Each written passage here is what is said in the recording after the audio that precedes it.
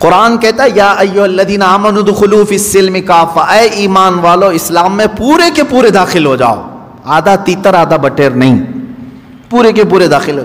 حضرت عبداللہ بن سلام رضی اللہ تعالیٰ عنہ صحابی ہیں، صحابی رسول ہیں۔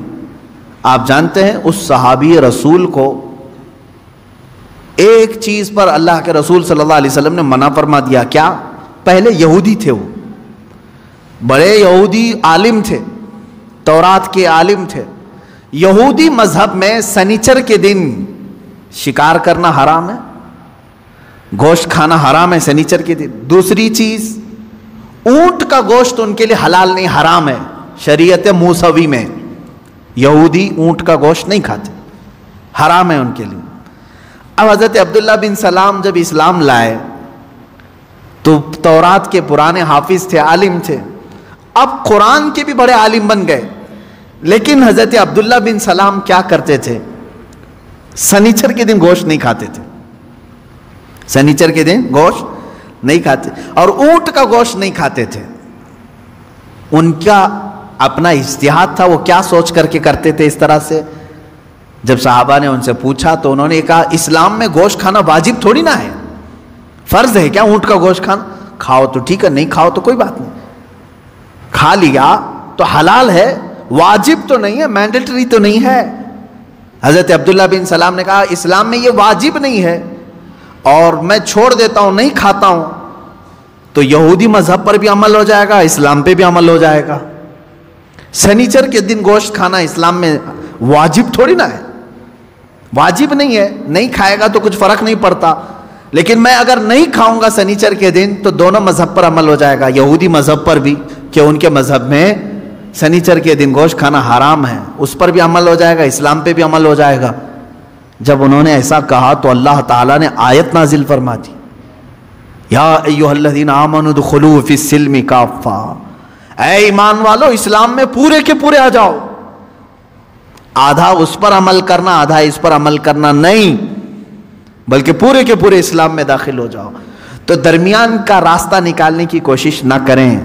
میں نے بہت گمبھیر مثالیں دی ہیں، ہاں کچھ لوگوں کے لیے وہ حقیقت میں گمبھیر مثالیں ہیں کہ کتا بننے کی کوشش کرتے رہو گے، نہیں بن سکتے، کیونکہ تمہیں 2 پیر دیے ہیں، 2 ہاتھ دیے ہیں، تم ہاتھ سے اٹھا کر کے کھانا کھانے کی فطرت رکھتے ہو، لیکن جانور سے پیار ہے، ٹھیک ہے، اچھی بات ہے، کتے سے پیار ہے، اچھی بات ہے، کیونکہ ہم کتوں سے نفرت نہیں کرتے، کسی بھی جانور سے نفرت کرنے کا حکم نہیں دیا گیا ہے سوائے موذی اور نجس۔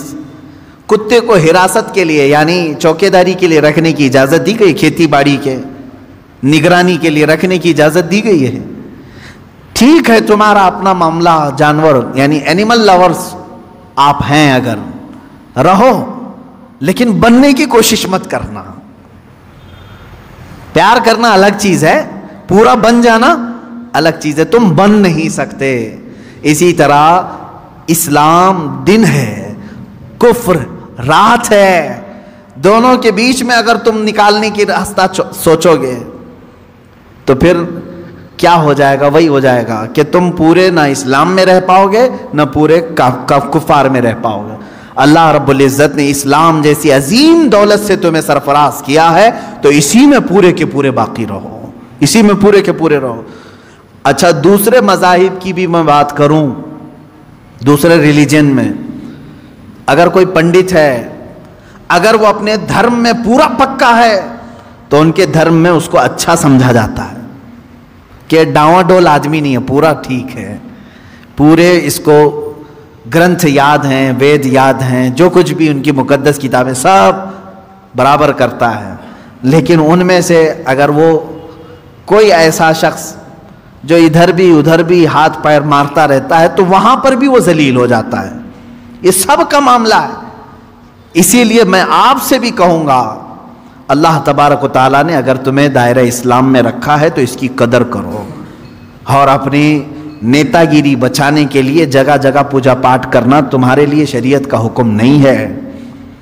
ہاں آپ اگر یہاں ہندوستان میں رہتے ہیں، آپ کے پڑوسی ہندو ہیں، نان مسلم ہیں، تو ہمارے لیے اجازت ہے کہ ان کے دل رکھنے کے لیے آپ ان سے دوستی رکھ سکتے ہیں. پڑوسی کے حقوق میں یہاں تک ہے اسلام نے بتایا اگر وہ غمگین ہے تو اس کے غم کو دور کرنے کی کوشش کرو, اگر اس کے گھر میں کسی چیز کی کمی ہے تو پوری کرو, اگر ان میں کسی کا انتقال ہو جائے, مر جائے, تو تم اس کے ہاں تعزیت کے لیے جا سکتے ہو, اگرچہ دور کھڑے رہو. پڑوسیوں کے حقوق میں ہمیں اسلام نے یہ اجازت دی ہے. لیکن میرے عزیزو, جہاں تک اسلام نے اجازت دی ہے اتنا کرتے رہو. میں نے پھر وہی مثال یاد دلائی, اگر کسی سے محبت ہے تو محبت رکھو, پورا وہ بننے کی کوشش مت کرو, درمیانی راستے میں جانے کی کوشش نہ کرو. تم اپنے اسلام کے ساتھ قائم رہو, تمہاری آئیڈینٹی اسی میں ہے, تمہاری آئیڈینٹی اسی میں ہے. ابھی جیسے ایک مسئلہ چھڑا ہے اتر پردیش میں, کسی مسجد میں ہنومان چالیسا کرانے کی بات کی گئی اور ایک کسی امام صاحب نے بلا کر کے اس میں ہنومان چالیسا پڑھایا اور اس کو کیا کہا جا رہا ہے, سدبھاونا ہے, سب آپس میں محبت کے لیے ہے. کیا میں یہ پوچھنا چاہتا ہوں, سدبھاونا ایک طرف سے ہونی چاہیے. اگر مسجد میں کوئی ہنومان چالیسا کر رہا ہے تو کیا کوئی پنڈت اجازت دے گا کہ رام مندر جو بنا رہے وہاں ہم بھی پہلی اذان دے دیں, قرآن کی تلاوت کریں؟ کیا یہ سدبھاونا کی فکر ہر ایک کو ہے؟ نہیں ہے تو چھوڑو, ہم دعوت کہاں دے رہے ہیں آپ کو. آپ اپنی مندر میں پوجا کرو, سارے ہون کرو, ساری چیزیں تمہارے مقدسات جتنے اس پر عمل کرتے رہو. ہمیں ہماری مسجدوں میں جو ہمارے مقدسات ہیں اس پر عمل کرنے کی اجازت ہو, نہ چھیڑو, نہ کسی کے اندر دخل اندازی کرو. اسلام میں یہ تمام چیزیں نہیں ہیں. اب یہ جو درمیانی لوگ ہیں, نہیں تمہارے لیے مسجد کے دروازے کھلیں, تم آؤ تمہارے پاٹ پڑھو. میں ان لوگوں سے کہتا ہوں, کیا تمہیں اس بات کا حکم اللہ نے دیا ہے؟ تم کو کس نے کہا ہے؟ اللہ کا گھر ہے یہ, تمہارے باپ کا گھر نہیں. رب تبارک و تعالیٰ کا گھر ہے, اس کے قانون کے مطابق ہی عمل ہو. میں کسی ہنومان چالیسے کے متعلق یہ نہیں کہہ رہا کہ وہ کیا ہے, واللہ عالم. اگر ہندو اس کو مقدس سمجھتے ہیں اور پڑھتے ہیں تو جہاں من کرے وہاں پڑھیں, اپنی عبادت گاہوں میں پڑھیں. ہم خلل اندازی کبھی نہیں کریں گے, کیونکہ اسلام یہ کہتا ہے جو جس دین سے وابستہ ہے اس کو رہنے دو. قرآن پاک میں لا اکراہ فی الدین, دین میں کوئی زبردستی نہیں, زبردستی ہم پکڑ کے لائیں گے بھی نہیں آپ کو. آپ کی اپنی مرضی, یہ ہر انسان کی اپنی مرضی سے وہ اپنا دین اور اپنا مذہب اختیار کرتا ہے. لیکن میں یہاں یہ کہنا چاہتا ہوں کہ جو لوگ اس طرح کی حرکتیں کرتے ہیں وہ تیسرے آدمی بن جاتے ہیں. بیچ کے آدمی نہ بنو, اچھے لوگ نہیں ہوتے بیچ کے. یعنی بعض جگہ بیچ میں ہونا اچھا ہے, بعض جگہ بیچ میں ہونا بہت برا سمجھا جاتا ہے. اس طرح سے اسلام میں ہو تو پورے اسلام میں رہو. اگر کوئی عیسائی ہے تو وہ اپنی پوری عیسائیت کو فالو کرے, ہمیں اس سے کوئی اعتراض نہیں. کوئی ہندو ہے تو اپنے ہندوازم کو پورا فالو کرے, ہمیں اس سے کوئی اعتراض نہیں. تمہاری اپنی مرضی.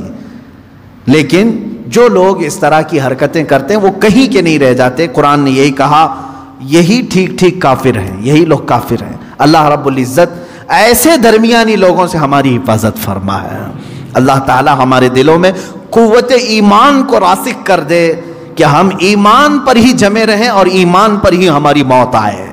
اللہ تعالیٰ نے ہمیں جس مذہب مقدس پر زندگی دیا ہے, اے کریم خدا اسی مذہب مقدس پر ہماری آخری سانس عطا فرما. وآخر دعوانا الحمدللہ رب العالمین.